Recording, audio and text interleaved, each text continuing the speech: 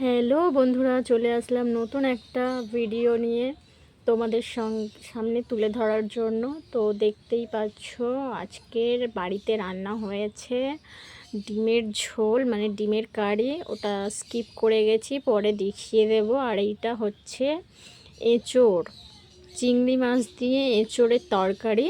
তো দেখতেই পাচ্ছ, এটা এঁচোড়কে তোমরা কি নামে চেনো সেইটা কিন্তু কমেন্ট বক্সে অবশ্যই কমেন্ট করে জানাবে।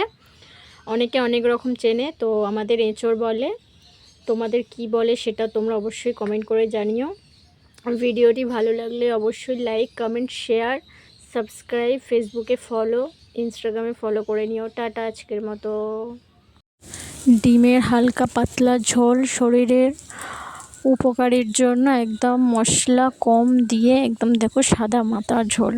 তোমরা কিন্তু এইরকম সাদা মাটা ঝোল কারা কারা খাও অবশ্যই কমেন্ট